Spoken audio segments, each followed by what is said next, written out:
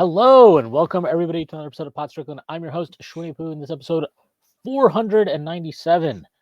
I am not joined today by Stacy. He is on a little vacation to Hawaii. He has still been watching the Knicks games, still posting insane things on Twitter. So don't worry, he's still locked in, just in a much more pleasant setting than most of us have been watching these games in.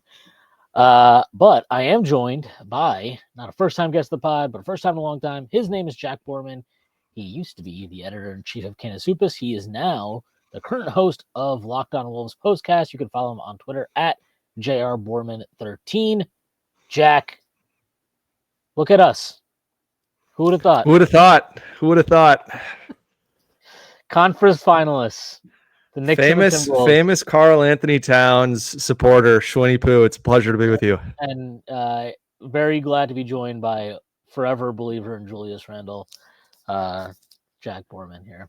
We're going to talk about those players and these teams, but before we do that, I do have to make a few announcements. First, that Strickland has a YouTube channel where you may be watching this podcast. If you are not done so already, please like, subscribe to the channel, leave us a comment. That'd be a huge help to us. The Strickland also has merchandise, which you can find on our website at www.strict.land. There's a link down to the merchandise store. There's all kinds of cool stuff on there, like t-shirts, sweatshirts, hats, coffee mugs, water bottles, you name it, we got it. Strickland also has a Patreon, which you can subscribe to. There are a number of different tiers. There's a $6 tier that gets you access to Strickland's podcast that I host every Friday with prize. You also get access to Takes from His Bozos, a podcast hosted by Andrew Steele, a.k.a. Doug, along with Zach Blatter, and you get access to the Strickland Discord. The conversation never stops. So the further tiers, there's a $9 tier that gets you access to Strickland Normal, my solo pod, where I rant and everything, even more. You also get access to wonderful premium articles by Matthew Murdo, one of the best in business. And you get access to Strickland NFL, which you guessed it, is a podcast about the NFL. That is hosted by Konstantin Mechkos and Desmond Novak. There are further tiers. There's a $15 tier, $30 tier, $50 tier, and a $100 tier. Those come with a variety of additional benefits, like listening in on pod recordings, merchandise discounts, and even potentially co-hosting a podcast alongside yours truly one day, whether you choose to subscribe to the studio possible without you. And so, without further ado, we are going to get started on the very first podcast we've ever had on this show where the Knicks are conference finalists. So, exciting day for all of our loyal listeners. I'm sure that they've been waiting for this very, very specific landmark episode 497. So let's start with the Knicks, because this is a Knicks podcast. I don't know if you knew that. We will talk about the Wolves, but I think it's I guess the best way to just start this, since we will be talking about the Wolves. I can't believe how well this trade has worked for both teams. Seems great. The Knicks needed a center. They did not have a center that was healthy to start the season other than your friend, Jericho Sims. Loyal Minnesotan Jericho Sims. They did not. They had him. They had pressure to start the year. Mitchell Robinson was obviously on the roster. He was not healthy. He did not come back until February. So they did not have a center after Isaiah Hartenstein left. At least not a good one. When Isaiah Hartenstein left in free agency to Oklahoma City, who you'll be seeing shortly. So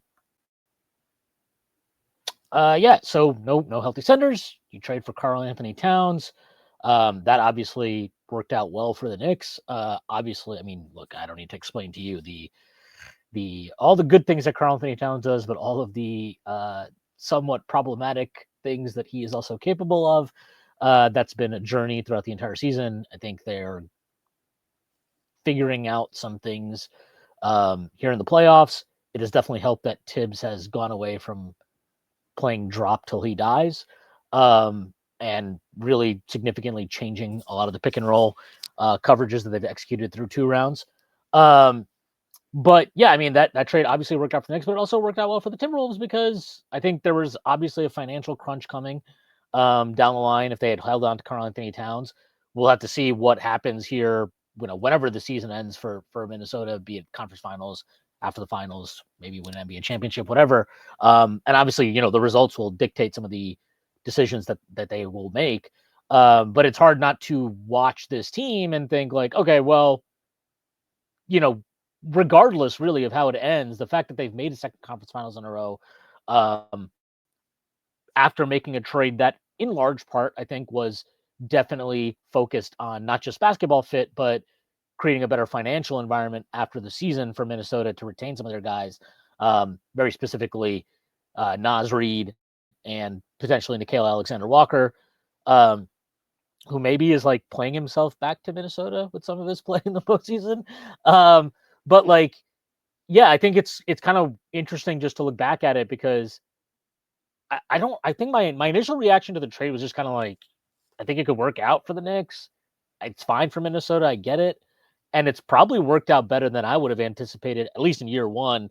Better than, I mean, not just me, but I think pretty much the consensus was very off on how these trades were going to impact the Knicks and the Timberwolves. I think there was definitely a little bit more bullishness with the Knicks, just given the kind of like perceived star power in that starting lineup and just how it all fit together. Maybe that initial optimism was correct because it certainly looked a lot more promising.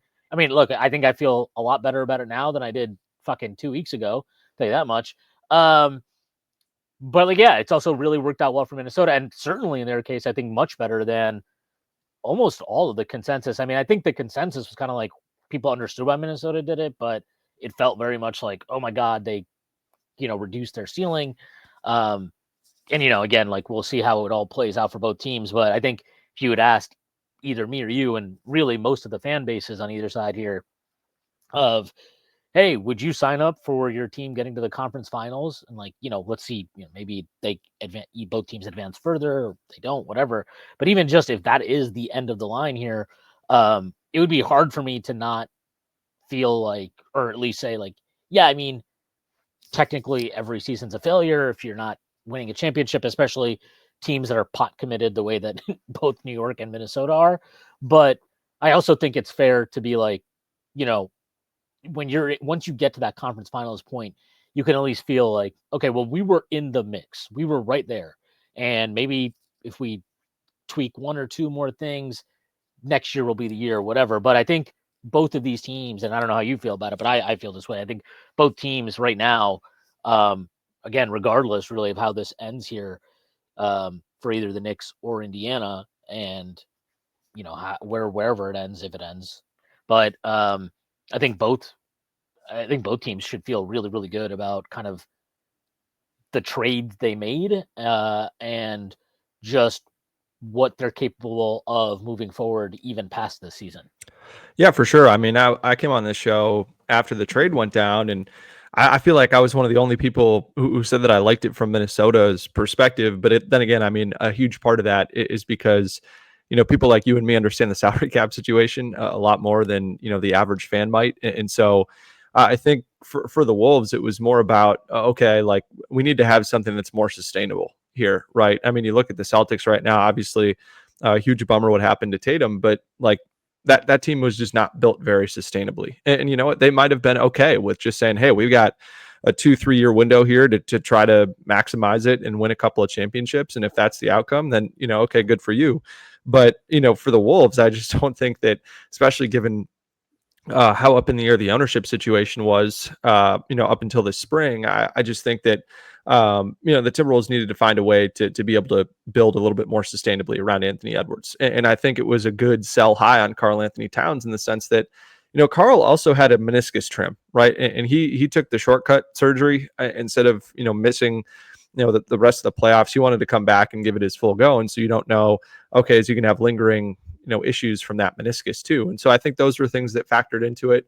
And it's funny that, I was touting Dante DiVincenzo and the financial situation as to why those were big wins for Minnesota. But, the funny part of it is that it's been Julius Randle that's really elevated himself as the reason why this has been such a win for the Timberwolves. But yeah, I think from the Knicks perspective, I really liked it for them as well, because I don't think you really could have created a much better environment for Karl to slot into in terms of having three really, really high level defenders that can all do a lot of really different things really well on the defensive end of the floor.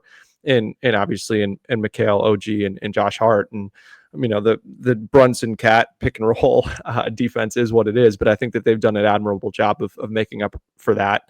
And I really like the way that Tibbs has used, Mitch and Precious Chua as well, as being able to, put out different defensive lineups that have been able to kind of make up for some of that. in lineups when they don't have quite as much offense out on the floor. So I think again for both teams, it's hard to say at this point through what we've seen that it hasn't been a win-win. I think it's super rare in sports in general and in any sport that you get a trade that has been as immediately much of a win-win as we've seen right now. And hopefully it continues to be that win-win, and hopefully we see out there in a couple weeks. Yeah, I think it's kind of interesting because the thing with Towns is it's been like such a weird. I mean, it's been a weird season, not just because of him and his, how things have fluctuated for him, but just as on a team level. We had the Bridges trade too, which was really, really significant. And honestly, I think like he's, whenever the team has struggled, it's always felt like he's the first guy to come in for criticism. I totally understand why you give up the pick package the Knicks did to get him.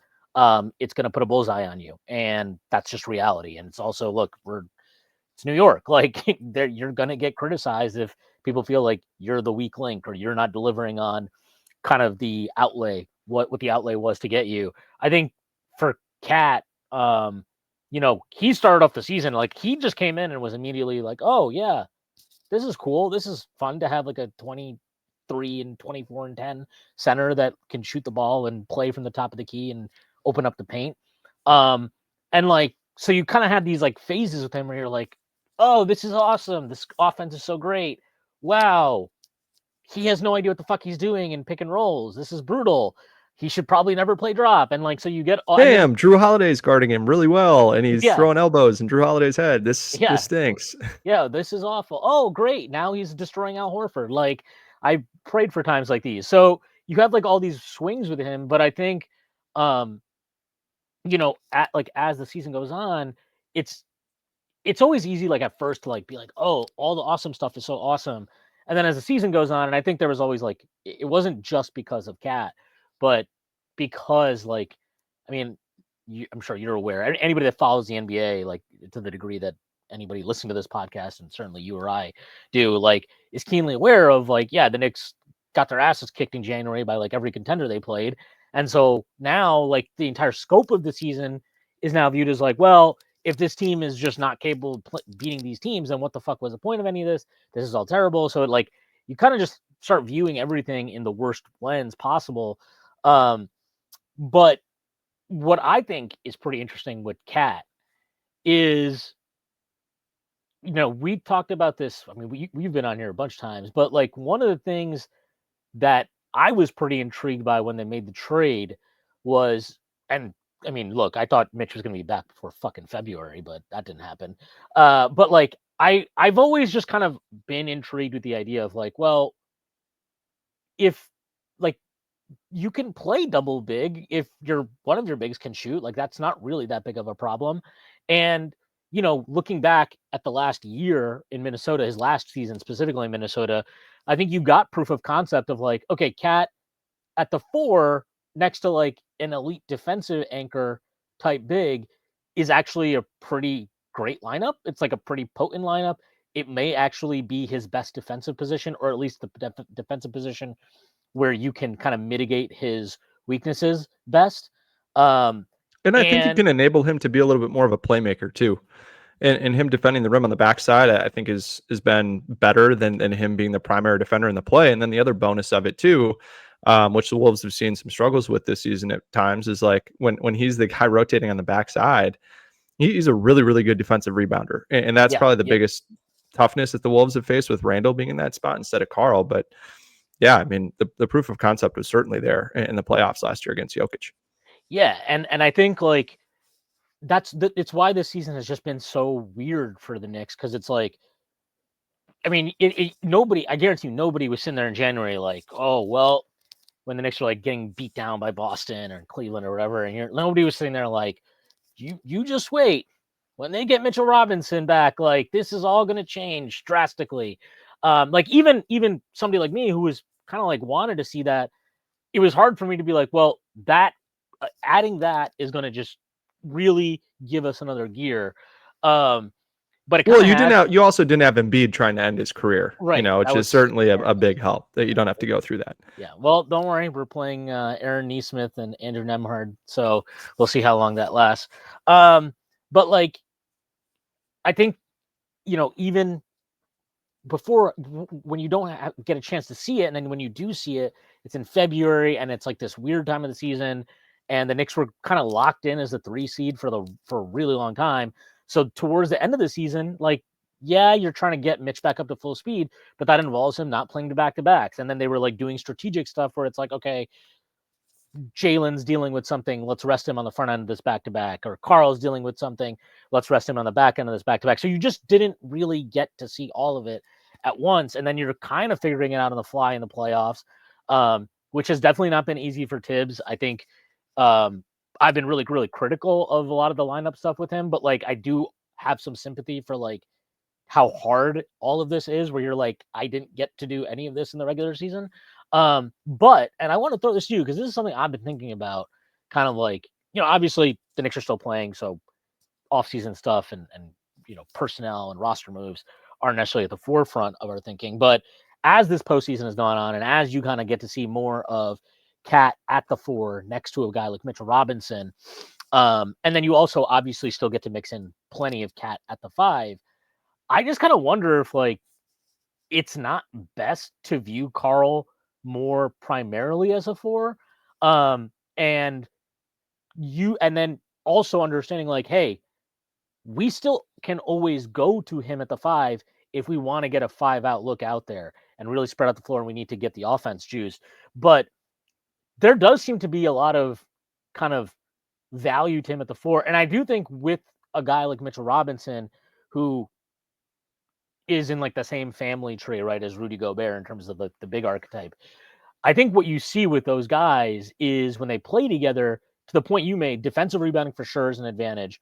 But also like even offensively, and Mitch, like, I mean, Mitch is probably the best offensive rebounder in the league. Like, he kind of almost gets more space posting up next to Mitch, anecdotally, because the center isn't going to leave Mitch in the dunker spot. So he kind of has a little more room to operate there. And then obviously, if the guy does come over, now Mitch is free on the offensive glass. Like, I think you get this ability to almost like, and Tibbs wants to, right? Tibbs wants to grind the games down. He wants it to be like a grind out affair. He's not going to run the most sophisticated offense. And you know what? Watching this postseason, maybe that's not a terrible thing, because I watched Cleveland run the most sophisticated offense ever and get fucking sent home in 5 games. But like, just if Tibbs is going to be a coach, he wants to grind it down. He wants it to be more of like a possession battle, and reduce it down to that. And I just think like, look, I think it's pretty safe to say, barring some like historic beatdown in the conference finals here by Indiana, that Tibbs is going to be back next year. I just wonder if like you look at Carl, you look at the kind of best lineups he's been in, and he did have a lot of lineups that are really good with him at the 5. But I think the best lineup, at least with him and Brunson, has been with Mitch in that starting line, or in that lineup with them as well. And I just wonder if, with that, with the fact that, like if Tibbs is going to be your coach, he has these certain things that he is kind of, it's going to be what it is. If you, as an organization, don't just go to that and like accept it and be like, okay, well, like if this is what it is, then we just have to accept that and we have to move on with our roster building. And I do think like, we'll see. Like they drafted R.L. Huckport. He got hurt in the season, but I thought he showed a lot of promise. Unfortunately, we didn't get much minutes with him and Cat together. I think they played like 15 or 16 minutes together. They were good, but they were 15 or 16 minutes. What the hell are you going to take from that? But I do kind of, I guess my broader question, one that you would probably have a great opinion on, or a strong opinion on, at least an informed one, is like, do you just kind of view Cat and you're like, yeah, I think he's like primarily a 4 and that can play the 5 at times if you need to do that? Because that's more or less where I've like settled on this year, which is insane to think about because he's also played like the vast majority of his minutes at the 5 this season. Yeah, I think for me, it totally depends, right? I think that he affords you the luxury of both, and he certainly was at his best offensively as a 5, just because I think with Carl, especially really after the pandemic, did a much better job of kind of learning how to drive, and I think it was that season where, but so not was it passing out of drives. No, 3 years ago, when the Wolves played the Grizzlies in the playoffs, the second half of that season, the Timberwolves were the number one offense in the league, and a lot of that was because Carl was at the 5 and he figured out kind of how to drive and draw fouls, and Ant was learning more how to play off of him. And so I think that certainly is helpful. But I think what's so great about Carl in terms of his versatility is that all the things that he does well offensively, he can still do while he's at the 4. And I think part of what Tom Thibodeau deserves a lot of credit for is the way that they've used him more so as a passing hub at the high elbows and at the nail a lot more than the Timberwolves did. The Timberwolves ran some 4-5 pick and roll with Carl and Rudy, and Carl was a very good entry passer to Rudy when he had guys sealed across the front of the rim, particularly in transition and semi-transition. But yeah, I just think that the Knicks have so many guys that can cut off of him really well, and the Wolves just didn't for how great Anthony Edwards is, and Mike Conley or Gobert. Those guys just aren't really threats to cut and score that way. And whereas I think, obviously Hart and Bridges and OG and Deuce to a certain extent all can do that. And I think when you're able to leverage that, I think it makes more sense to have him at the 5, and they've done a good job of that. But when he shifts down to the 4, I just think, like you said, he's one of the most efficient post-up players in the league. He's been the most efficient in the playoffs, like by a margin. And yeah, I think from what I've seen this season, is doing a much better job of taking advantage of those mismatches. I think that's one area that if you ask a Timberwolves fan where Julius Randle has been a huge, positive over Karl Anthony Towns, would be his ability to take advantage of those mismatches, because way too often last season, Karl would pick up offensive fouls when he'd be guarded by stockier 2s or 3s or 4s, and was very rarely guarded by 5s. And when he was, he was much more effective posting up against 5s than he was against smaller guys last year. And so I think some of the credit has to go to him as well, with his ability to take on and beat a lot of those matchups. But yeah, I think for Karl, it's more about how you want to build the rotation rather than how I view him as a player, if that makes sense. Like, I think that with the way that the Knicks are built right now, you can put lineups out there that allow him to do both. And I think that's kind of the way you want to go about it if you're a team that has Karl on your roster, because the playoffs are all about matchups. And I think this is a series where it's going to make a lot more sense to have Karl out there at the 5, because Miles Turner is a guy that wants to pop more than he wants to roll. And when he does want to roll, he doesn't want to, he's not a guy that I think is as much of a vertical lob threat as maybe people may seem to think he is, just in the sense that I think for the most part, he wants to pop or play on the short roll rather than be a guy that gets all the way to the rim and finish. And so I think that will make guarding at the 5, especially in those pick and rolls with Halliburton and Turner, a little bit easier for him to defend. But yeah, I think even at times, if that doesn't work out the way that you want it to work out, I do think it will be very easy for him to shift down a gear and play at the 4. So yeah, I think for Karl, it really comes down to how the Knicks view him. Do you view him as a 4 or do you view him as a 5? And if you view him as a 4, is Josh Hart a functional 5, or is it more a Mitchell Robinson type that has to be the functional 5? And if Mitchell Robinson's the functional 5, then okay, how do you, or a player of that type, right? You talked about the family tree, like of that type. Then how do you construct a rotation if you want those guys to close on the floor together? And that's kind of the challenge. And that's probably the next personnel step the Knicks have to take. But if I were building a team around Karl Anthony Towns, I think I would have him at the 5 and have another guy on the roster that can play the 5 for certain matchups. But I think your biggest advantage is him at the 5 from an offensive perspective. And then you try to make other teams beat you that way. And if they're able to beat you that way more often than you're able to beat them, that's when I think you kind of go to the backup option of him at the 4. Yeah, definitely an interesting kind of, I guess, decisions facing the front office with regards to how to shape the roster moving forward this offseason. But it's not the offseason yet. The Knicks will be playing the Pacers, a team that Karl Anthony Towns has played very, very well against this year with the Knicks. And played very well against last year too. Yeah, I was gonna ask you about that. Is that like, so I don't know what they were doing in your matchups, but were the Pacers traditionally guarding him with Miles Turner when you guys were playing them last year? No. He was mostly being guarded by Smalls in those instances.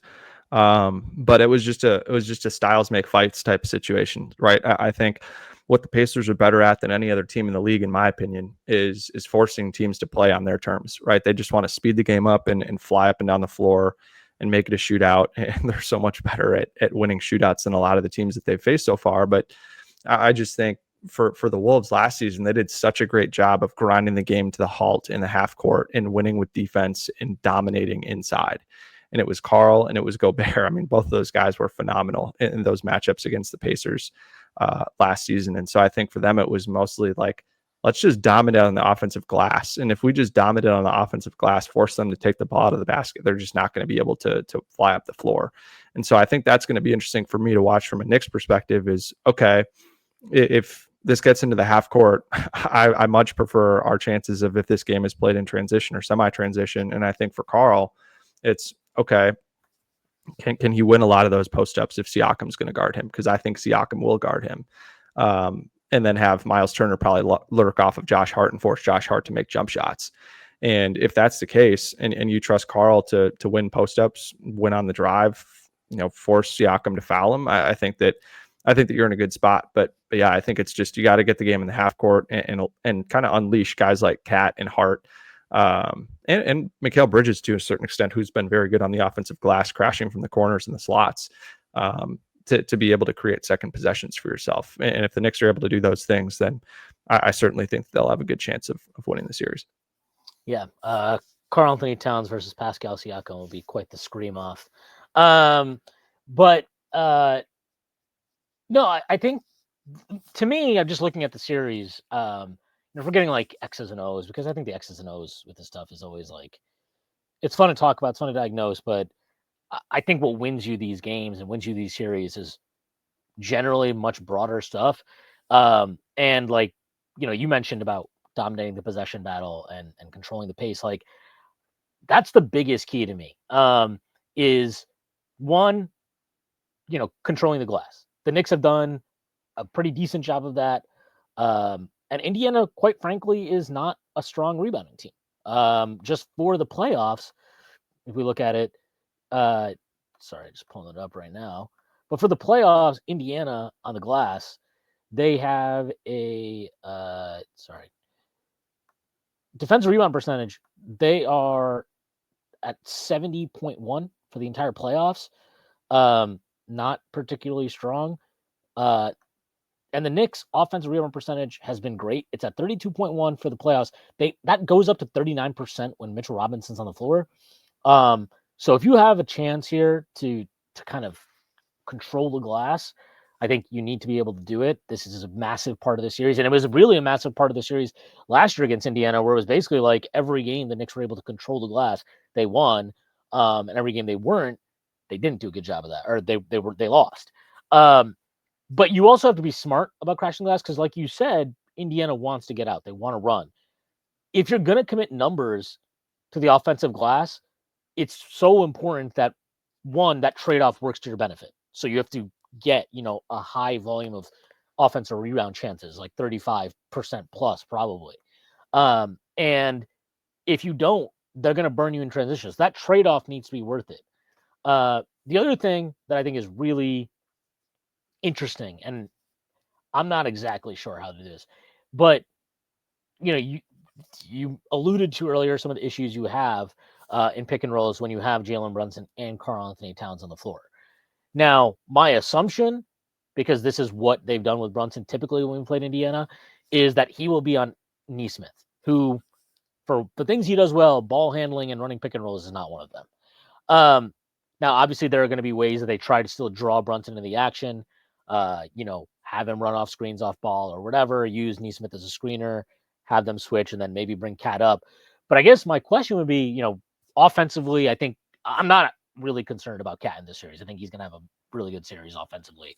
But defensively, whether it be at the 4 or the 5, I mean, I guess what I'll just ask you, quite frankly, is do you feel like this is a series where Cat at the 5 defensively could be a pretty big issue, given Indiana's offensive potency, the fact that they have multiple dribble drive threats in the starting lineup, that Halliburton is one of the best pick and roll ball handlers in the league, and that he's quite honestly like I thought you could switch everything against Boston because for as good as Jason Tatum is and as good as Jaylen Brown are and Derek White and whatever, none of those guys are that shifty. They're not like super quick in space. They're not quick twitch guys. They're not herky jerky with the handle.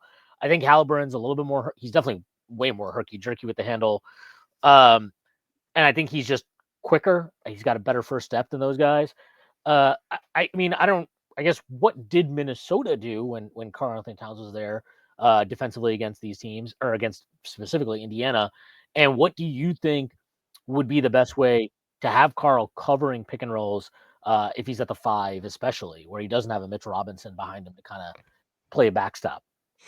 Yeah, for sure. I think the way that I would do it is I would just blitz. I'd blitz Halliburton and get the ball out of his hands. I think that you want to then force, if you want to force Andrew Nemhard and Aaron Nesmith to put the ball on the ground and finish plays below the arc with Josh Hart, OG Anunoby, Mikal Bridges rotating behind the play. That's kind of how I would do it. And then if you want to force Miles Turner to make mid-range jump shots, floaters, things like that in the in the middle of the floor, I think that's the way you do it. I just don't think you want to allow Tyrese Halliburton space to fight, to get around ball screens and then, be able to have a clear vision of the entire floor. And that's something that Karl Anthony Towns, did really well in the postseason, both in their run against Memphis, especially against Ja Morant a few years ago. He did really, really well and held up just fine in a lot of those situations, and especially with the length that the Knicks have behind the play, that would be my number one option. But I could also see the Knicks saying, okay, let's see how long Miles Turner wants to play in pick and roll game before he just starts popping every time. Because I don't have the numbers in front of me, but I would venture to guess that he pops just as much, if not more, than he rolls. And when he does roll, okay, how many of those rolls is he stopping short in the middle of the floor versus trying to get all the way to the rim and finish above the top of the defense? Because those are the types of guys that I struggle more with trusting Karl Anthony Towns to guard in the pick and roll game, just because I think of how indecisive he can be when you're asked to, kind of guard 2 with 1. Whereas, Rudy Gobert is obviously, probably the best of all time to ever do that, or one of them. And so that's kind of way that I would do it with Karl. But, there wasn't a huge sample size of Karl playing the Pacers when he was with the Wolves, especially with him and Rudy Gobert out there at the same time because of the injury that he sustained 2 years ago with that calf strain. And then, last season, the second matchup, he was out with that meniscus tear. But in the first matchup, he and Ant both had 40 points in that game. So, I think for and just to kind of close the loop on the offensive rebounding thing, Rudy Gobert had 6 offensive rebounds and Nas had 2 in the game that Karl missed. And then the game that Karl played in, Karl had 5 offensive rebounds. Rudy had 2. So the 2 front court guys, had at least 7 offensive rebounds in both of those games. And so I think for the Knicks, it's just going to be about trying to crash the glass and finish that way. Right. I think, the Wolves in one matchup had 50 points in the paint. And then in the other matchup, they had 66 points in the paint. So I think it's going to be about, who can play better below the arc. And I would trust the Knicks to play better below the arc, just with the different play finishers that they have and how efficient a lot of those guys are in the paint right around the rim. Yeah. I think that's definitely part of it. I've talked about this too. Like, there's a lot of things the Knicks can try defensively, okay? And they should try a lot of things defensively because Indiana is super potent. They are very varied in how they can attack. I think they had 6 or 7 guys average double digits this year. So it's not just like you cut off one guy and now everybody's water's turned off. Like, no, they're very versatile in how they attack you. And again, like, yeah, you're going to have to try to slow them down as best you can. I'd almost treat it though like they're going to score. They are going to score. No matter what you do, no matter how you line up, they're going to find ways to score the basketball. And, look, one of the main, like, if the Knicks have had an issue in this playoffs, and I mean, obviously they've had multiple issues in the playoffs throughout, despite the fact they're here, their offense has not been good. It's not been good. They rank right now, overall in the playoffs, they rank 9th in offensive rating at 110.7. just for comparison's sake, this is the rest of the conference finalists. Okay. Indiana, 117.3, best of all the 4 teams remaining. Oklahoma City, 115.1. Minnesota, 114.6. So the Knicks are they're literally 4 points worse per 100 possessions than Minnesota, who is third of the other 3 finalists. That's a really big problem because their defense has actually held up pretty good. The Knicks have a 110.6 defensive rating, which is 5th best in the playoffs. The only 2 teams better than them remaining are Oklahoma City, who has a ridiculous 101.6 defensive rating, and Minnesota's, which is at 106.8. And it's the Knicks have held up fine defensively. I think they'll be okay. I think Tom Thibodeau has shown, I can't believe I'm saying this, I have faith in Tom Thibodeau to come up with a game plan and be multiple in his coverages to the extent that you're at least giving yourself a fighting chance, and you're not just letting Indiana run up and down the floor, easily getting buckets constantly with no resistance. I trust him to do that. What that yields as far as what are you going to be able to hold Indiana to, I don't know. But what I would say is I think regardless of how well you play defensively, they're going to find ways to score. That's what they do. Their entire ethos is about being a potent offensive team. I know they've improved defensively. They're 9th in defensive rating since the turn of the year on January 1st. I think a lot of that is Legion of Boom type defense where they just fucking smack you and dare the refs to call it, and they haven't been calling it, so more power to them. If you can get away with it, why not? But you can score on them. I don't think they're super strong defensively. I think they have clear weak points that you can pick at. I know Andrew Nembhard and Aaron Nesmith are getting a lot of defensive gas for whatever reason. I'm sure they're fine defenders. I'm sorry, they're not elite defenders. They're not on the level of the players that they're not even on the level of Asar Thompson. And then let alone kind of the volume of perimeter defenders that Boston did and can throw on Jalen Brunson. So I'm not worried about, are there things for the Knicks to exploit, but you've got to do it. And they've been wildly inconsistent throughout these playoffs. I mean, you go from, just look at the Celtics series, right? It's like the first 3 games, they can't score. I mean, granted, they won 2 of those 3, but they couldn't score. And then you play game 4 and they had one of their best offensive ratings in months. They had a 121. They scored 70 in the second half. It was a dominant performance. Then game 5, and it's okay, I'm telling you, I watched that second half, and I still couldn't tell you what the hell the Knicks were trying to do on offense. I have no idea. I mean, they were presumably trying to do something. I have no clue what, but they were definitely trying to do something. But it was terrible. They scored 102 points that game. And then you get game 6 where you just absolutely destroy Boston, and you're scoring at will. And it's look, some of this stuff just boils down to if guys make shots, it looks better. So that's reality too. But, you have a 12-game sample here of your offense just not being able to consistently deliver. And I think it's instructive to look at some of their better offensive performances in these playoffs where it's you have Brunson going off and you have Karl Anthony Towns going off, but it's not just them, right? It's Mikal Bridges contributes. OG Anunoby has 20 points. Deuce gets you 10 off the bench. Josh Hart's doing Josh Hart stuff. It's when they're able to incorporate more of these guys in the rotation and really get more out of them on the offensive end so that it's not just Brunson and Cat, that's when they've had their best performances, which isn't rocket science, right? The more guys that are playing well, the better. But I do think it needs to be really, really drilled in. It can't just have halves of mismatch hunting and iso ball and whatever.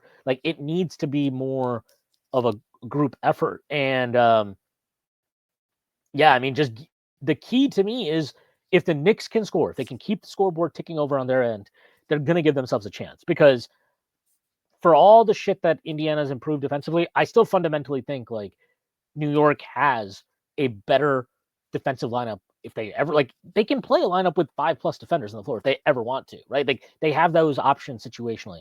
I think Cat at the 4 is a fine defender. And so now you've turned a weakness from him at the 5 and at least turned it into okay, he's adequate at the 4. And next to Mitchell Robinson, adequate at the 4 is more than enough. You have these options that I think give you a chance defensively to slow them down as much as you can. But the offensive end is what it comes down to me. I really think that's the key to this series. And, that means obviously take care of the ball, which we know is always a priority for Tom Thibodeau. And honestly, it's a priority for any team. So it is what it is. But, kind controlling the offensive glass, getting those extra possessions, and also just like being quicker, I think, to see when, there are games where Josh Hart is kind of like not, his lack of spacing hurts you, and you need to be able to make that adjustment more quickly, and not just be like Josh will figure it out or whatever, or have a very intentional plan of how you're going to kind of use teams not defending him as a spacer against them. Which Tibbs, to his credit, you saw that very, very effectively in Game 4 against Boston and Game 6 against Boston. But it can't be like, oh, we did it well for those 2 games, but this game it sucked and that game it sucked. Like, it has to be a consistent thing. So that getting that offensive consistency down, which has eluded the Knicks throughout this postseason, and honestly, if we're going to be quite honest, like, it's eluded them for the better part of the last, basically since 2025. I mean, if you look at it, if you look at the season from January 1st to the end of this season, the Knicks offensively were quite bad, or at least quite thoroughly average. They were sorry, And the starting 5 too. I mean, yeah, it was especially that's been the Knicks, but the Knicks were 16th in offensive rating after January 1st. Like, they were not a very good offense, and you can look at all kinds of numbers. They were 30th in 3-point attempt rate. Their assist percentage dropped off. Like, all of it. So it wasn't just like some 3-month long stretch of, oh, these guys are just not hitting shots. It was like, okay, no, you're seeing a reduction in the quality of their possessions, and that's why the output is what it is. Again, it's great that in the postseason they've been able to find enough to get wins and advance. But if they cannot beat, like, I don't think you can beat Indiana. Maybe OKC can, maybe Minnesota can, because those defenses are super strong. But I don't think you can beat Indiana if you're not consistently producing. Like I've talked about this on our Discord, but like, I almost think you got to look at, we need to be getting like minimum 115 a night. If we get 115 a night, we're right there. We have every chance. If you get 120, you start feeling really good. Like, but you've got to hit a certain threshold because they're going to score. They're going to score. And games with them, as we've seen, and honestly with the Knicks too, but games with Indiana are never over. They fell behind big against Cleveland in Game 5. They came back and won. They fell behind big in Game 2 and came back and won. Like, they're never over. They keep scoring. And they're going to make it a pain in the ass. Like, I think the other big piece that the Knicks have to really look at, and this ties into like making sure your offense is clean and effective. Indiana, and they wore Brunson down last year in that series, where they just hounded him 94 feet up the floor every single time he brings the ball up. You cannot just inbound the ball to Brunson and then leave him on an island and have nothing, not have somebody screen for him, not have somebody on the opposite side of the floor that he can kind of just throw the ball to and bring it up as a pressure release. Like, they have to be really, really dialed in on that stuff, because, it's not that Brunson's going to experience a full court press and he's going to fall apart. But if you do that for Game 1, Game 2, and Game 3, it wears on you. And we saw it last year in the postseason in that series. And the Knicks are quite honest. They're probably thinner than they were then, even though they're healthy this time around. Like, they've got 7 guys that you could trust. Because campaign, like, thank you for your regular season services and for Game 1 against Detroit. But I'm not sure your services are either required or needed at this point. Landry Shamet, thank you for a cool end of final month of the regular season. And then, so on and so forth. The depth is not there. So you need to be very, very smart about this, and you need to make it a priority that you're not just leaving Brunson on that island and just having him bring the ball up constantly against full court pressure, because that will wear him down, and you can't afford to have him wear him down, because, forget even just winning this. Like, yeah, you want to win this series, but the ultimate goal is to win a championship. Even if you win the series, but you're putting Brunson through that for 6-7 games, like, that is going to hurt your chances of ultimately winning the finals in the end. So it's not just about the series. I mean, yes, the focus is obviously the series, but it's also about, if you don't address this now, that could still hurt you down the line. Yeah, for sure. I mean, the biggest thing too for me has been like the Knicks 2-point field goal percentage in this playoff so far. I mean, you look at the starting 5 for the Knicks in the playoffs this season, they're shooting just 50.5% from 2. Like if you had that in the regular season this year, that would be the worst mark in the NBA for any team. And so far in the playoffs, like Indiana is allowing the highest 2-point field goal percentage of any team that's still left in the playoffs at 51.9%. And they were either 22nd or 23rd in the regular season at like 56%. So I think the Knicks just need to be able to get downhill and get into the paint and play into the paint that way. And I think for me, like the biggest thing is just rhythm, right? I just don't think that the Knicks can get caught up with matchup hunting. I just think that in the macro, this playoffs, like teams that have done the most amount of matchup hunting have, I think, struggled the most to generate consistent offense. And the thing that I worry about is that if you're constantly forcing screens and just letting Brunson dance with whoever you want to have him dance with, right? I think that's when you start to introduce the games where Mikhail goes 2 for 10. OG only takes 7 shots. Carl's maybe has 19 points on 8 shots, and you're like, how the hell does Karl Anthony Towns only shoot the ball 8 times, right? I think the more that you get other guys touches early on in the offense, and the more that you're passing the ball and moving the ball, I just think that this Indiana defense just isn't going to fight on 8, 9, 10 pass possessions. And I think whatever you're doing in the primary action, you've got to have guys that are active on the second side, whether that's cutting, whether that's, setting ghost screens, whether it's, setting pin down. Well, I mean, whatever the case may be, you just have to have multiple things going on at one time because Indiana just doesn't have, a consistent lineup out there where there's 3+ defenders out there at all times. And I think the more that you can just try to scheme up advantages that way with off-ball action and stuff on the second side, I think the better off you're going to be. And I completely agree with you that you can't just rely on Jalen Brunson and say, okay, well, Indiana doesn't have a defender that's as good as Derek White or Drew Holiday at the point of attack, so we're just going to ride him and let it rip. I mean, looking at me in this series, like, okay, who's going to guard Mikal Bridges? It's going to be Halliburton, and that's the key to, like, you got to hunt that match. I mean, not again, it's fun. I'm not saying hunt the matchup, like just have him ISO on him, but you got to be very intentional about how you use him. And I think like you can't go away from it. Like if Mikal goes 0 for 3, you can't go away from it because you want to make Halliburton, like the way they're going to make Brunson work, you want to make Halliburton work. And I know he had like this glorious one possession against Donovan Mitchell at the end of game 1. But like, I'm sorry, like there's no reason for me to believe that Tyrese Halliburton is magically a good defender because he's not, and that's fine. Like that's just the reality of the situation. Plenty of players like that. So, yeah, they need to be attacking. They need to make Mikal Bridges a big priority. And again, to Tibbs' credit, I think that's improved as the postseason has gone on. You watch some of the early games against Detroit, and you're like, and I mean, obviously through the season, this was 2-2. But against Detroit, where you're like, what the fuck is going on? Like nobody, like he's not even involved. And then by the end of the series, they're running like the beginning of their fourth quarter offense for Mikal Bridges, which has now continued through the Celtics series, which is a good sign. I mean, what was that, game 5 when he had game 4 when he had the first 11 or 13 points of the fourth quarter? Yeah, it was game 4. He was ridiculous in that. And he had a monster fourth quarter in game 2. Like, but it can't just be wait for the fourth quarter and then we're going to run offense for him and he's going to get going. Like it needs to be more from the beginning. And you've seen them do it at times. So it's obviously possible. And, again, cards on the table, like I think anybody would say Detroit's a better defensive team than Indiana. Boston's a better defensive team than Indiana. So maybe it's a little bit more understandable that your offense did struggle at times against these teams.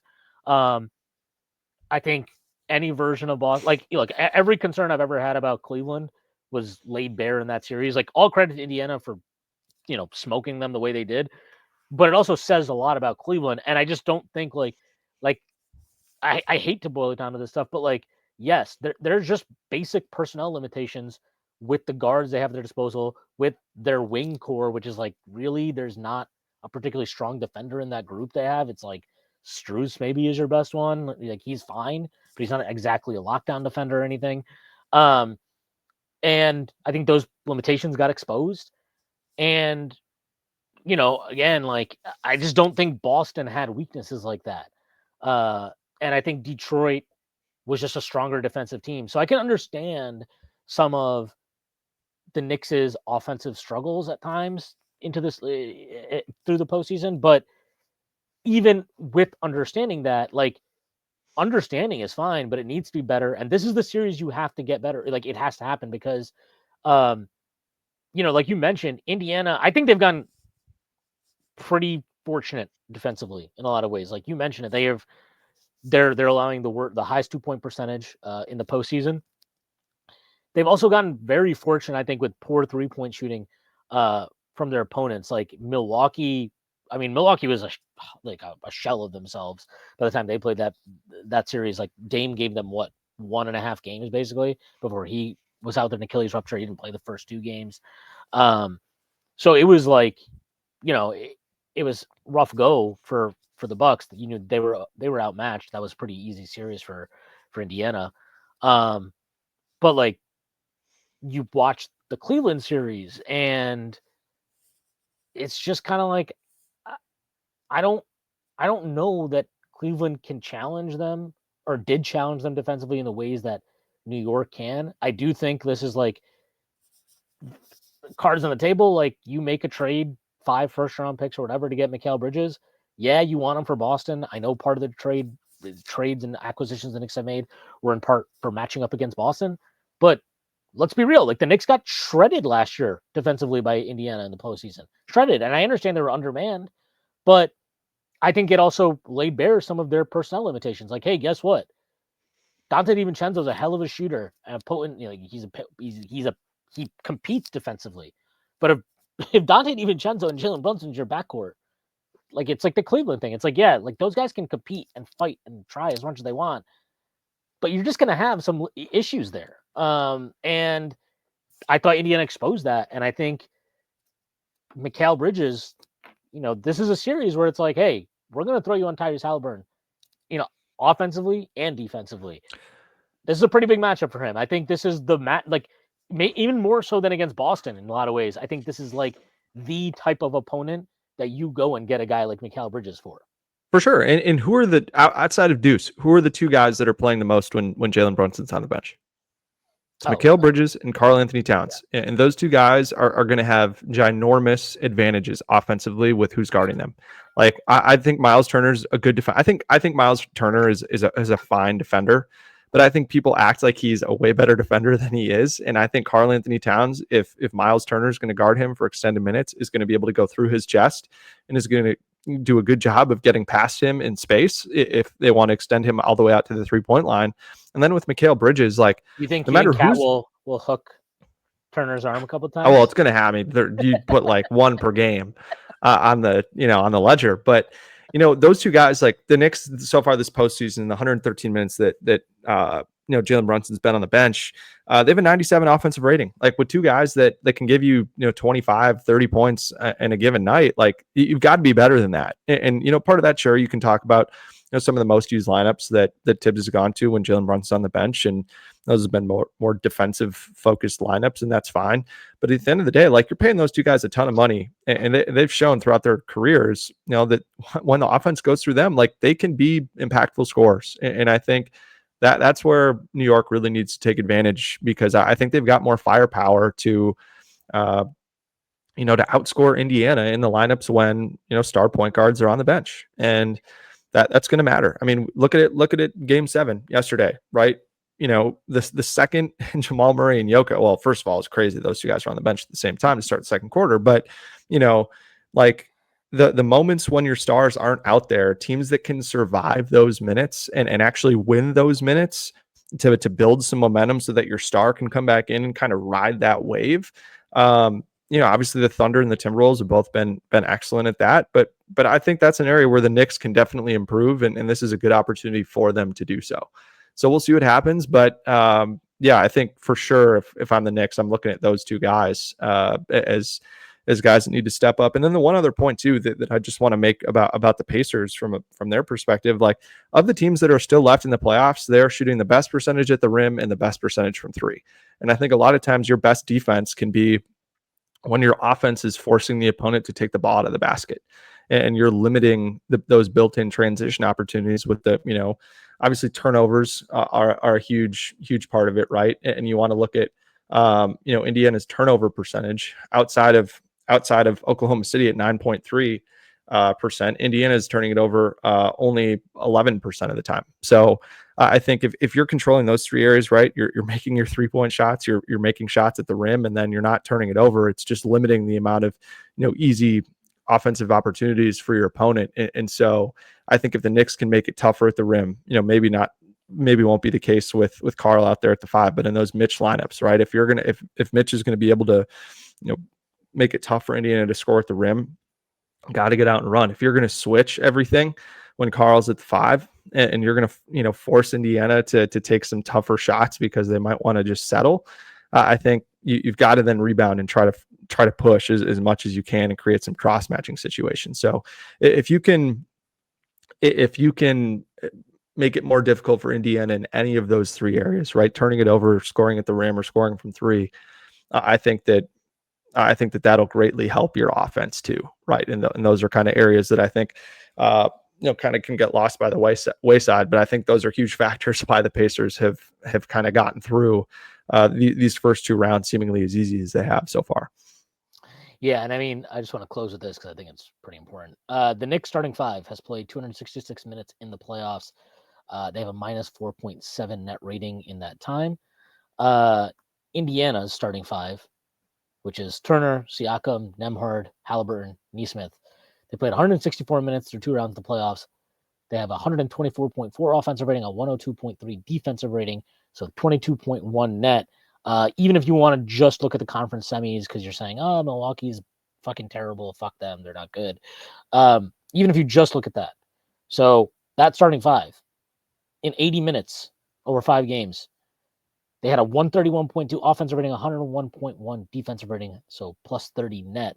And New York in the last round, their starting 5 had minus 9.5 net rating in 121 minutes.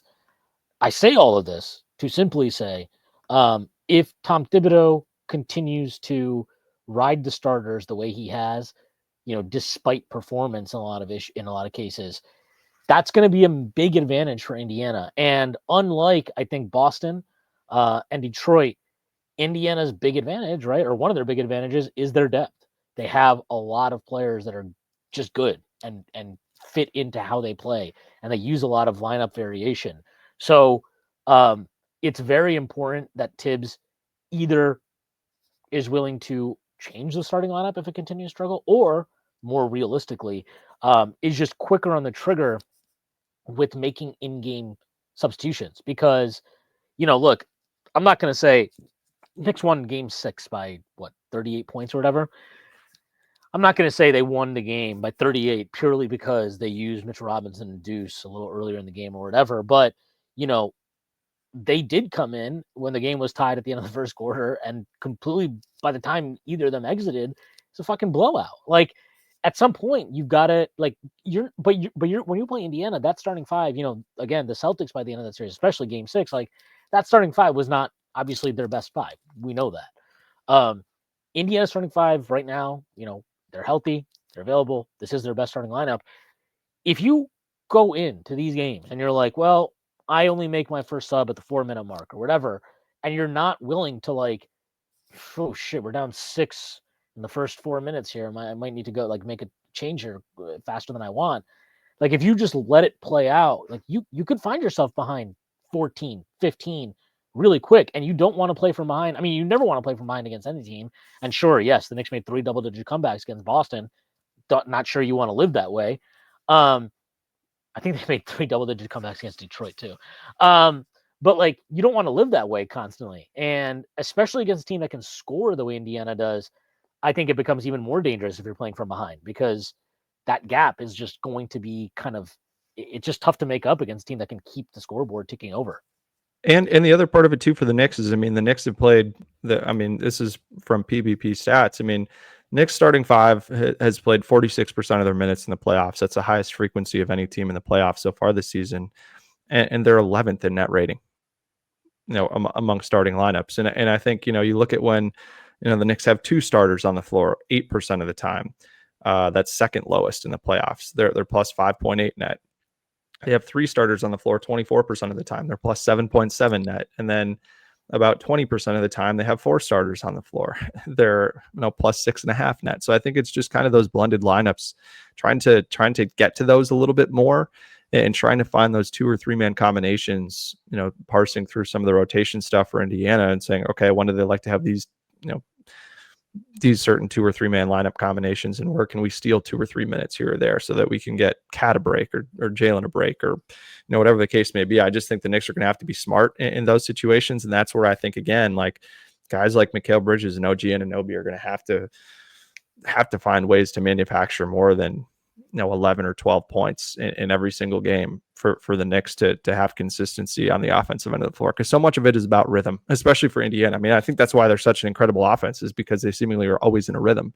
But for the Knicks, I just think it can be kind of choppy, and the more that you can kind of keep those guys engaged and kind of raise the floor of how many points those guys are scoring to help out guys like Jalen and Karl, I think that's kind of the name of the game offensively for New York. Yeah, for sure. It'll be an interesting series. I've seen a lot of conversation about like how Indiana is going to defend the Knicks. I don't really care. I don't care what the matchups are. The Knicks should have, no matter how Indiana wants to line up, the Knicks have enough talent. They have buttons to press. They have advantages. It's about finding those advantages, having a clear-cut idea of what those advantages are and how to go about attacking them. And if they do that, they can score. They should score. They should not have problems scoring. They didn't have problems scoring against Indiana last year. Offense was not a problem. Defense was.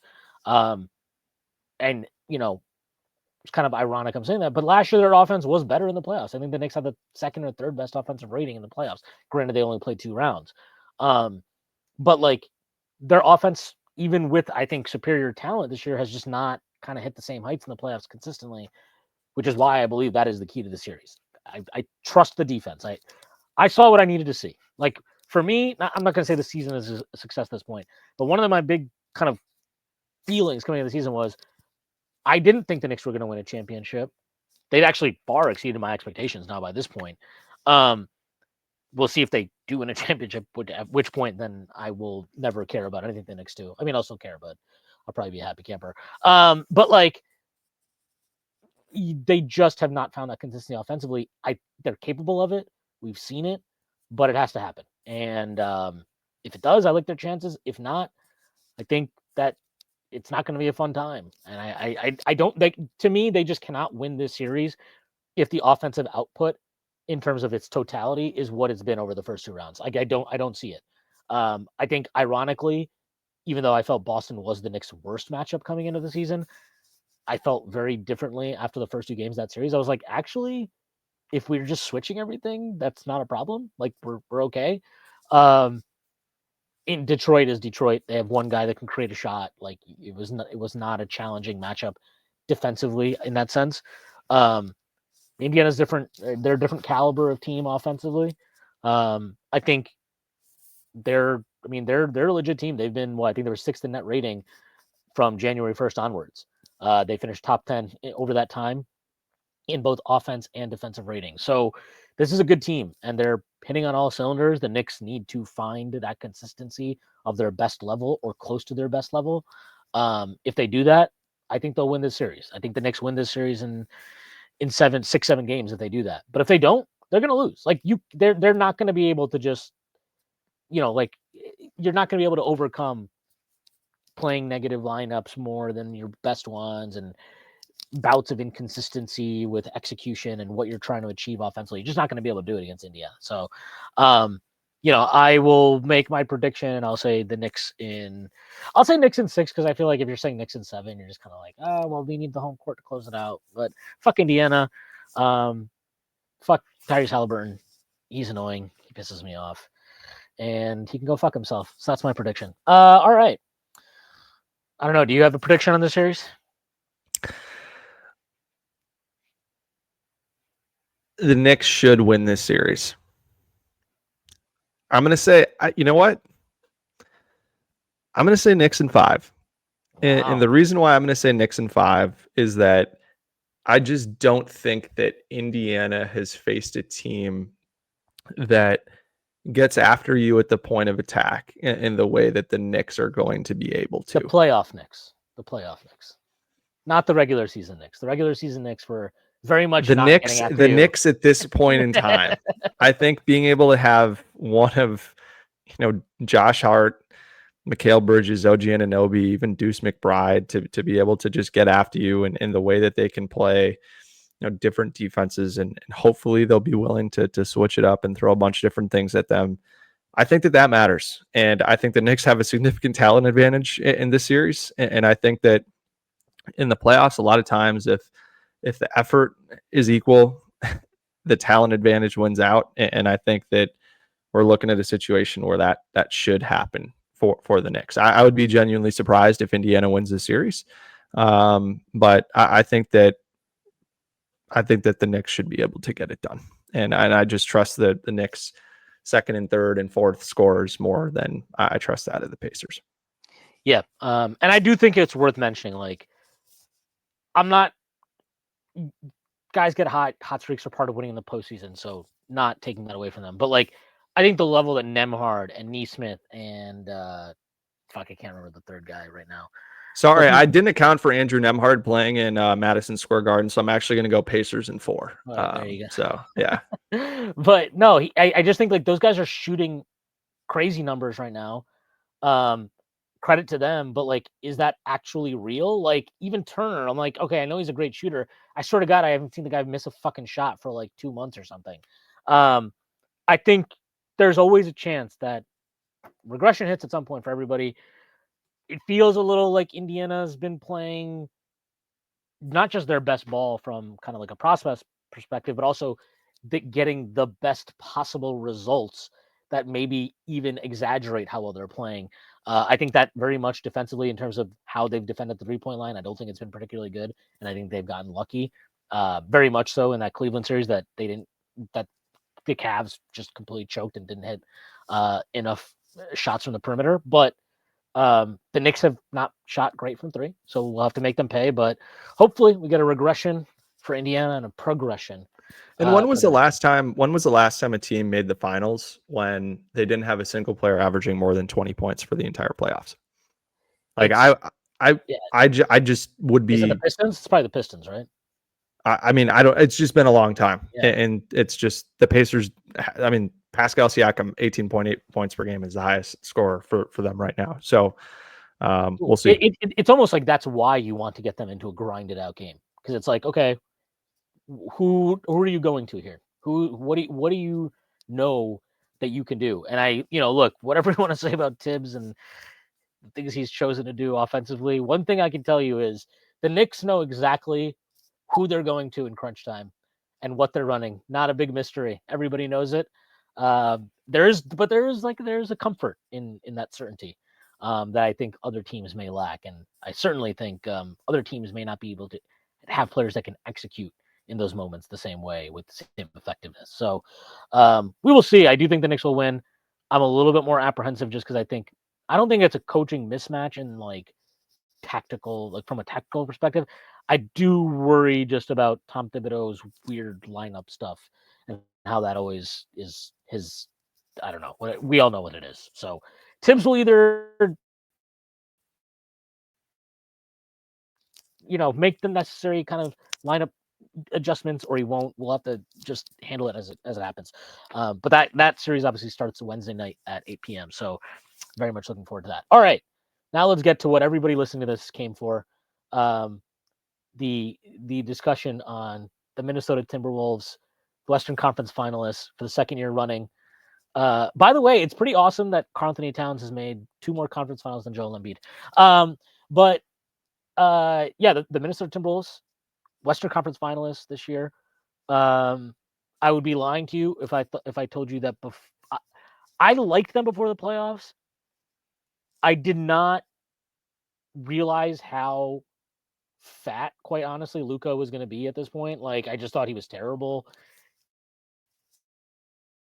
I knew he wasn't going to be great defensively, but God, I talk about really setting a new bar. He was terrible. But I'd be lying to you if I said that I thought Minnesota was going to be in the conference finals.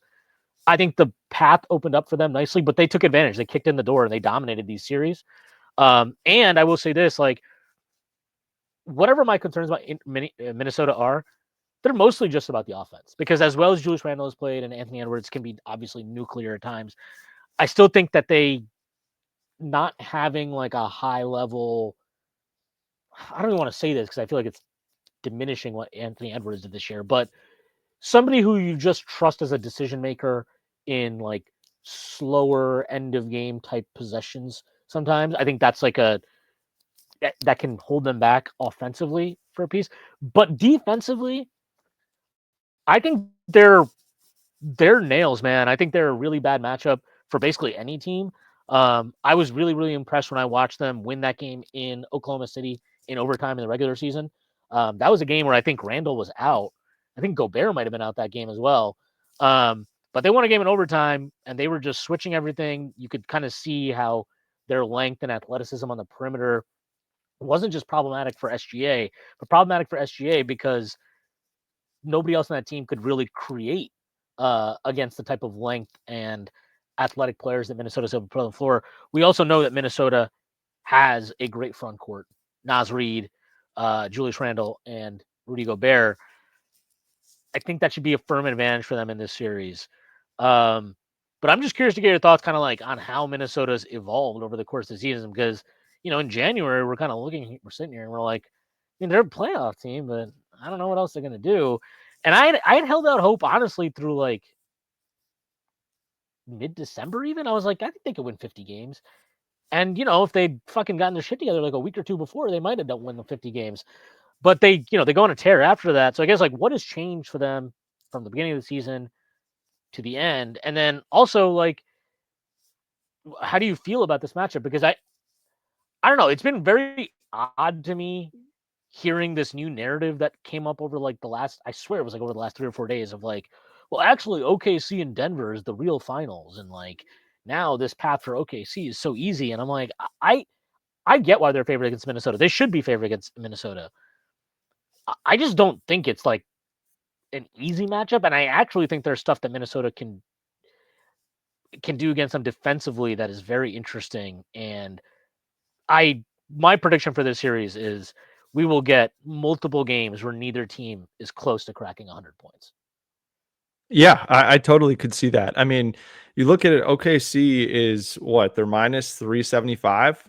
Yeah, I don't like those odds at all. I don't get that. I mean, yeah, I don't, off the top of my head, I don't know what the implied odds of that is. Is it it's 79% is what I'm getting from this website here. 79%. So I don't know. That's a lot of respect to a team that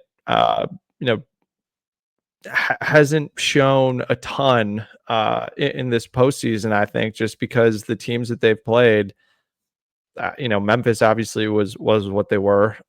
In Denver, I think Denver is just like a seriously flawed team, and even with that, they still really struggled at times in crunch time in this series, and offensively outside of SGA, they didn't have a single consistent contributor in this, and it really in the entire postseason for them so far.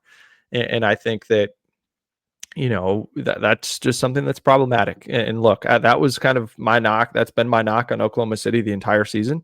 I think their defense is one of the greatest in the history of the league. I think the way that they fly around and how aggressive they are is wildly impressive. And I think the great thing about the playoffs is a lot of times that will translate, and that can that you can hang your hat on that, right? But I think for OKC, it's just going to be about do you really have the horses to guard both Anthony Edwards and Julius Randle in isolation or in one-on-one situations? And the biggest difference between the Timberwolves at the start of the season and the Timberwolves now is I just think the confidence that Julius Randle has been playing with and his mindset of I just don't think anybody can guard me. I don't care if it's Draymond Green. I don't care if it's Jimmy Butler. I don't care if it's LeBron James. And when LeBron wants to play defense, he's still a very capable defender. But he's not. Yeah, he's 40. So let's just put it that way. Yeah, but I'm just saying, like, there were times in that Lakers series where he, kind of leaned forward in his chair and was like, all right, I'm going to play defense now.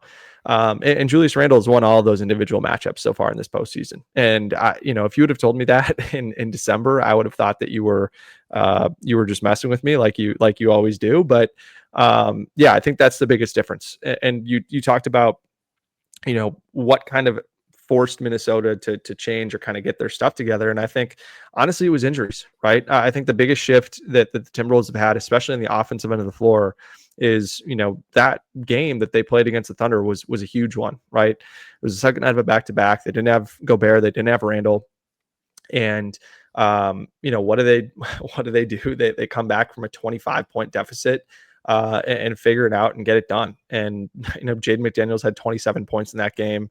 And then, the triumvirate of Nickeil Alexander-Walker, TJ Shannon, and Rob Dillingham had 50 points off the bench, which was obviously huge. And that's not something we're going to get in the postseason. But I think it just kind of no TJ Shannon minutes in the series. We might get TJ Shannon minutes in this series. I wouldn't be surprised by that at all. It's just more of a, I don't think they're going to play enough minutes to be able to contribute that meaningfully. But, I think when both Randle and Gobert were out, I think they kind of learned some different ways that they can use Jaden McDaniels, whether it be as a screener and playing him more in the middle of the floor and empowering him in pick and roll game to, be more of that screener and kind of short roll and stop and, get to his spots in the mid range, because that's really where he wants to make most of his hay. And then I think also during that stretch too, it was just more difficult for other teams to hide guys on Jaden because he became more aggressive offensively. And so I think that was one part of it. And so Jaden becoming a much more consistent contributor on the offensive end of the floor was really important. The second part of it too was Randle came back before Gobert did. And when Randle came back, he was playing much more of the five in terms of how they were using him. And I think that they used him much more as a screener, and he developed more of a chemistry with Anthony Edwards and Mike Conley in that two-man game. And we saw that Mike Conley, Julius Randle two-man game, down the stretch when they went small in some of these games against Golden State was really important. And also, the same thing against the Lakers as well. And so, that was probably the most meaningful thing to me was once Rudy Gobert came back. Rudy played a lot more in the dunker spot than he did in the earlier parts of the year, where he was the one primarily setting a lot of the high ball screens for Anthony Edwards, invited opposing teams to bring two to the ball a lot more. And that's just not something we've seen quite as much in the playoffs with Julius Randle setting screens for him. I think you've seen a lot more switching in those situations, and that's allowed Julius Randle to post up at the nail. That was something they did a ton against Brandon Podziemski and Buddy Hield to get Draymond Green off of Julius Randle, and he just dominated those mismatches. And that's something that I think, it's going to be interesting to see how Oklahoma City defends that, because if they just want to switch everything, I think Julius Randle is going to have a really easy time scoring, because I just don't really respect Chet Holmgren as a rim protector. When you have a guy like Julius Randle who's as big and physical as him, I just don't see Chet holding up very well. He didn't hold up very well against Denver dealing with Jokic, and I just think Mark Daignault coming up with ways to have Alex Caruso kick out Chet Holmgren is crazy, but is something that we'll probably see more of with Randle. And so I think the biggest step for me, I was just going to say, the last thing I'll say is the biggest thing for me in this series, and where the analysis of it kind of starts, is how Oklahoma City wants to defend Julius Randle. Because, if you look at it on paper, you want to have, how do you want to do it? You want to have Hartenstein guarding Randle? Yeah, I don't know. I'll leave that up to you to analyze that. But it's so funny how there's like 3 ex-Knicks in this series. But one, it would be great for Minnesota if Dante DiVincenzo wants to remember how to shoot again. That would be he's shooting the lowest percentage of anybody with at least 20 attempts in the playoffs. I think it'd be a big advantage for him to shoot threes well again. That would be good. The Randle thing is just really hard for me to wrap my head around, because one, I will say, I thought last year him getting hurt, one of my big frustrations with last season as a Knicks fan, was just that you got to see the full version of that team, and it wasn't really even the full version of the team because we make the trade for Bogdanovich and Burks after that point. But you only got to see the full version of the team after the OG trade for a month. They were fucking awesome, and I thought that was the best basketball Julius Randle had played ever in his career. I thought it was fantastic the way he was playing offensively, defensively. I thought him being able to play next to OG and Isaiah Hartenstein kind of protected him in ways and allowed him to be a better version of himself. He's never going to be a lockdown guy, but he kind of him and Towns are similar in that sense of if they can just focus on their assignment and not be responsible for team assignments, they're He's been fine. tremendous on the Yeah. ball, and he's been awful off the ball. Yeah, So that's the Julius Randle experience. So like, but I thought that team. I remember it. Well, the game he got hurt against Miami. I mean, we just ran them out of the gym in the second half. But I was like watching that game, and I was like, I'm pretty sure the Knicks can win the championship this year. Like, this is a title contender at this point. And then literally that end of that game, Julius Randle dislocates his shoulder. OG has some weird elbow thing, and he doesn't come back until the very end of the season. But we just never got to see that team again. So I did have some confidence even before seeing him play well in the playoffs. Of like, I just thought he was playing with the level of confidence and assurance in his own game that hadn't been there before. Even when he was going really, really good in New York, it always felt like very it didn't feel controlled the way that month felt. It felt very, very controlled the way he was playing. And I thought that was a departure from a lot of his better. I mean, he obviously had made 2 All-NBA teams by that point. So, it's not like he had bad seasons. He had very good seasons, but I thought he had hit a higher level, maybe in just terms of his like confidence and his mental kind of understanding of the game, reading of the game. So not being able to see that was frustrating, but I did have some confidence that if he had been able to get back on the floor, that we would have seen the best version of Julius Randle in the postseason that we had seen to date. Not that would be a high bar, considering how bad he was in the playoffs for the Knicks. but it was a similar thing for the Wolves in that he got hurt and missed some time. Yeah. And then when he came back, he was the best version of himself because he said, multiple occasions, like, me being out helped show me like where I needed to be better and how I needed to play in order for this team to be its best. Mm-hmm. And he's made good on those comments. I mean, that's certainly been the case really since he came back from injury the second, really after the All-Star break. Wolves have been phenomenal. Yeah. Contract year comments. I love them. But no, whatever that. So obviously the Knicks don't ever get a chance to see that. He gets traded, like we talked about in the beginning. I kind of just, as well as Julius Randle has played in this postseason, there's just no world where I'm going to be like, yeah, it would have been cool to like have Julius and have him play a bunch of 5 and give other minutes at the 5 to Precious and Sims from the start of the season through February. I think that might have been the worst timeline of all time. So I get why they did the trade, and I get why Minnesota did it. Okay, now we get to Minnesota. My concerns with Randle would just be this, in this series very specifically. I don't care about the Hartenstein matchup or Chet or whoever. Like, I think for the most part, from what I've seen of Julius Randle's career, if you're going to put a big on him on an island, he'll find a way to be productive. That's not his issue. Being on an island is never his issue. He's a talented one-on-one player. He can create advantages. He can collapse defenses. We all know that about him.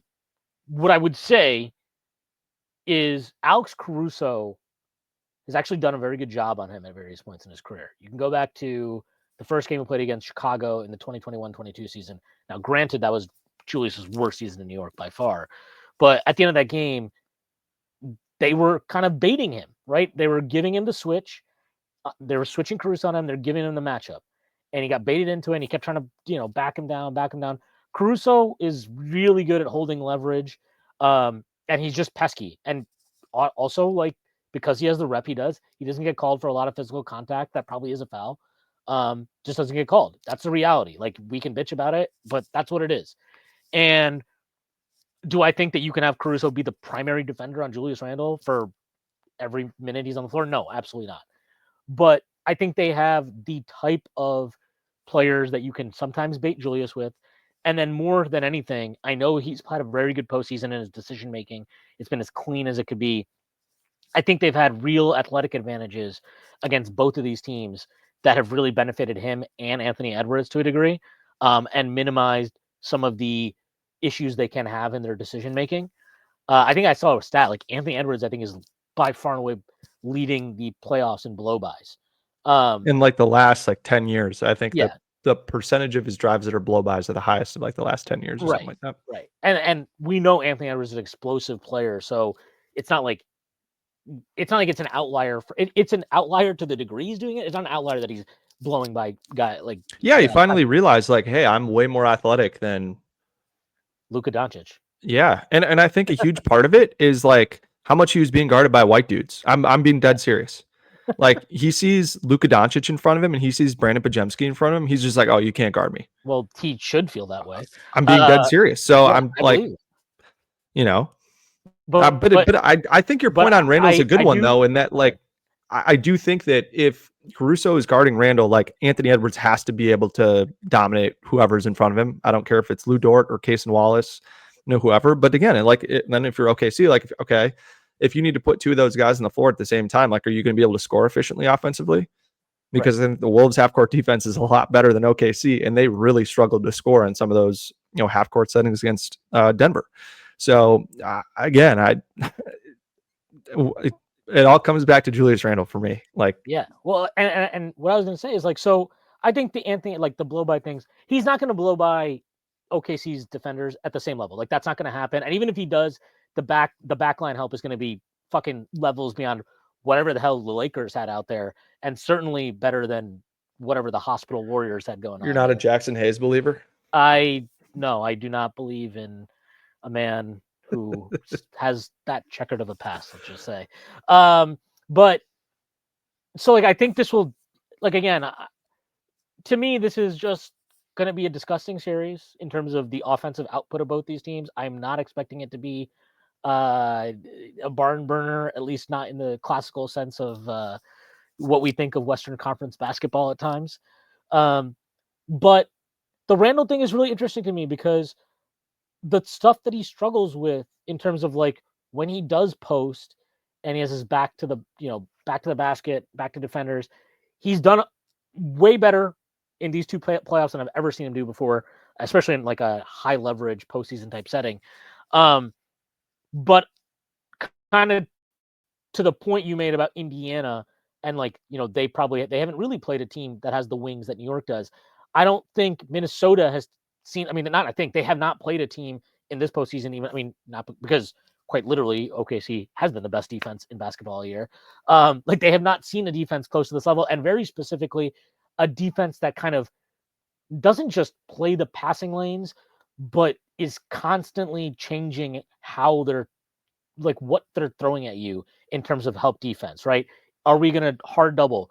Are we going to show double and then, like actually retreat? Like they are so varied now they do it. And then, you know, one question for Minnesota, and this is a big one for me because part of the reason you sign Isaiah Hartenstein, presumably, isn't just so that you have quality center play and rim protection 48 minutes, but also under the promise of, hey, we can play big now. We can play Chet at the 4 and Hartenstein at the 5. Those lineups were not good. They were not good against Denver at all. And Minnesota isn't Denver. They're a different team, obviously, different strengths and weaknesses. But that front court strength is stronger, I think, for Minnesota than it is for Denver, even. And which is nuts to say, obviously, because Nikola Jokic exists. But in terms of just the variety of lineups they can put out there, right? They can play Naz Reid with Julius Randle so that you can get a really potent 5-out look. They can play Naz Reid at the 4 with Gobert. They can obviously play Randle with Gobert. They can play Naz Reid at the 5 by himself if they want. Like they have so many options that they can align in that front court that I think challenge OKC. And forget like from a coaching perspective, but from a challenging your players perspective, like you mentioned Chet before, Chet has like he's not been good in this postseason offensively. Like people can wax Been poetic about the inefficient defense. at every area Yeah, of the floor. yeah. Like people can wax poetic about his defense all you want, and I'm not trying to poo-poo that or dismiss it, but like considering the player he's supposed to be and kind of what his hype is, right, as a prospect and all this stuff, like I think it's more than fair to be like, yeah, this has been a disappointing performance so far for him through 2 rounds. And the fact that him and Hartenstein hasn't been a viable combination in this postseason so far, I mean, forget the Memphis series because that doesn't fucking count at all. Um, that it wasn't a compelling lineup for OKC against Denver, that would worry me a lot if going into this matchup for OKC. Um, I and then if you have to take one of those guys off and now you're splitting time with them at the 5, we know OKC has a lot of wings, but one thing I don't think they have are the true big wing types, right? Like you look at Minnesota and Jaden McDaniels is a big wing defender. So some of these like jitterbug guards at times can give him issues, but I think he's that if you're going into a matchup against a team that has a big wing type player, Jaden McDaniels can stick on him and give him a hard time. I don't love any of their individual matchups for Julius Randle, which is, to your point, why Julius Randle is the key to this series. There are coverages they can throw and doubles and traps and whatever they want to do that can potentially confuse him, speed him up, get him off this kind of like super even keeled equilibrium he's found offensively. But none of them involve like, hey, we think this guy can turn off your dude's water. They don't have a guy like that. Like, you're gonna see Lou Dort on him. You're gonna see Caruso. You're gonna see whoever the fuck they want to throw on him. Like, you might get Chet, but I don't like. I don't think Chet's a great matchup for him, especially not the way that Julius is playing right now. Hartenstein is an option, but if you're gonna have Hartenstein on him, now you're gonna have Chet trying to keep Rudy Gobert off the glass. I don't love that. Like, I don't love that. I think rebounding is still an issue for OKC. Like, that's still one of their big problems. So, um, I feel like the way we're talking about it makes it seem like Minnesota should be an overwhelming favorite. I don't think that, but I do think this series is like, I probably view it more as like a 60-40 OKC, 65-35 OKC max than the way it's being kind of discussed and framed. Like, I don't know. I as good as SGA has been too, like, I think the fact that he's not really like a volume pull up 3-point shooting threat is a hindrance at times. And quite frankly, like, I don't trust their supporting cast offensively at all. I know Jalen Williams is missing some open threes, but I think it's more than that. Like, I just think he's not getting to the spots that he wants to get to consistently. Chet, I think we're seeing that, like, yeah, like once you get to a postseason setting and teams are really focused on every piece of the game plan, he's a guy whose water you can turn off and maybe basically just turn into like a spot up floor spacer. Like, that's kind of what he's been at in this postseason. So I'm very interested. I think this series is going to be, it'll be fun if you're into like 90s basketball. Probably the best way I'd put it. Yeah, I think, I mean, and you want to look at it too for OKC, like opposing teams have done such a good job. Well, I shouldn't say, I should say Denver at times has done a good job of clogging the paint and forcing them to take jump shots.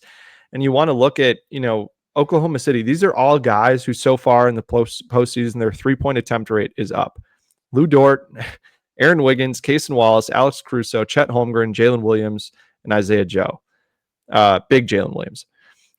And all of those guys, mean Jalen Williams, and all of those guys are shooting a lower percentage from three in the postseason than they were in the regular season by a meaningful margin.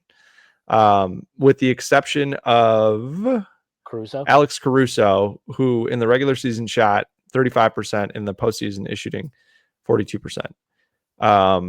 All those other guys, I mean, Big Jalen Williams is shooting about the same, like 40% to 43%, but he's only playing, playing 9 minutes a game. So you take him out of the equation. I mean, like, it's going to come down to Lou Dort. Can Lou Dort, is he going to shoot 28% like he's been in the playoffs, or are you going to shoot 41% like he did in the regular season? And then J-Dub, he's shooting 25% from three in the postseason. He shot 36.5% from in the regular season. And then SGA, 29% in the playoffs, 37.5% in the postseason.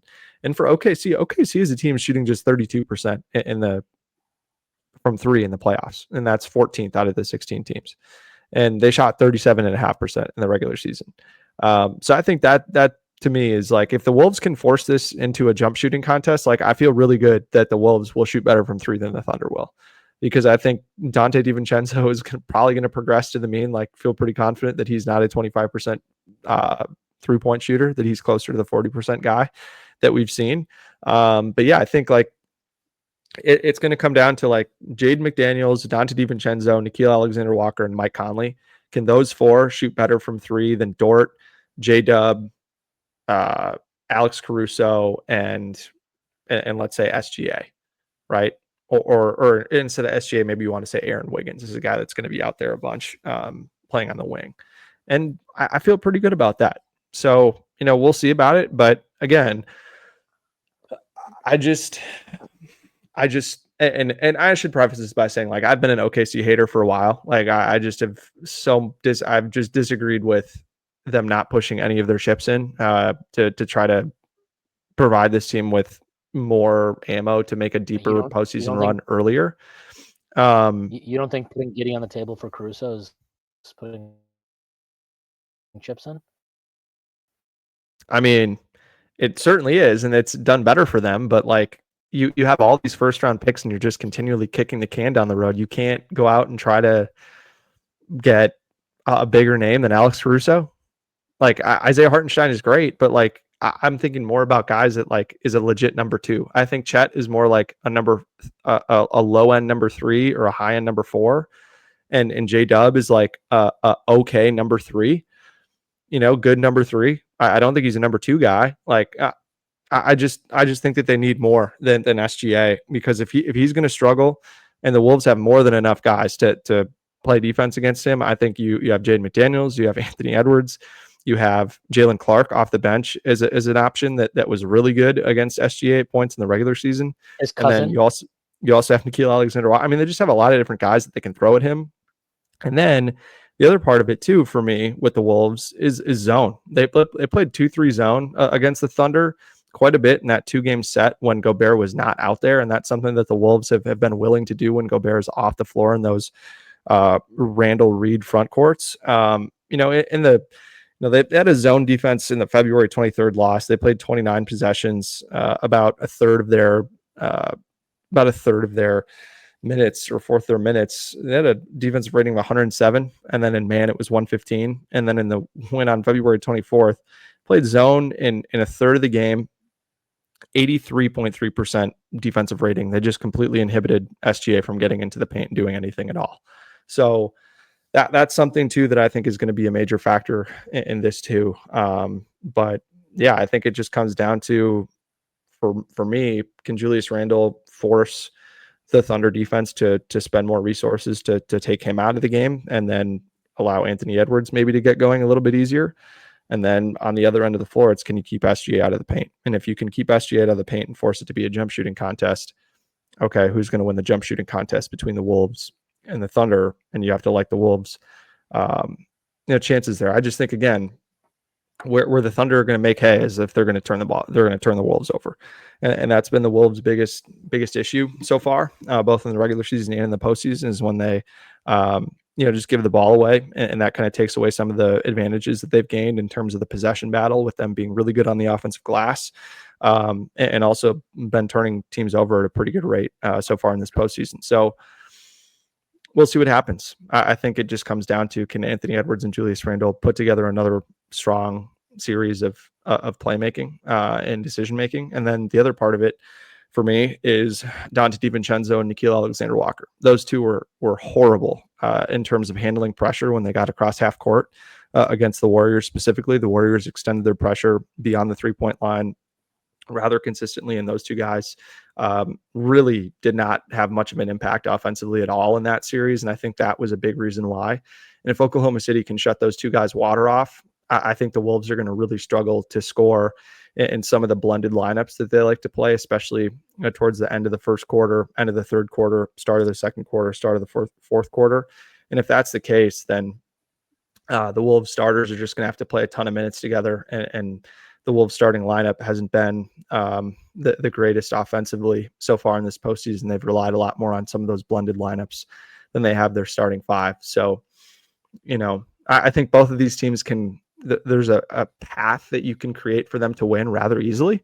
And it's going to be really fascinating to see which path kind of materializes quicker. And what I think is going to be a really fun, really long playoff series.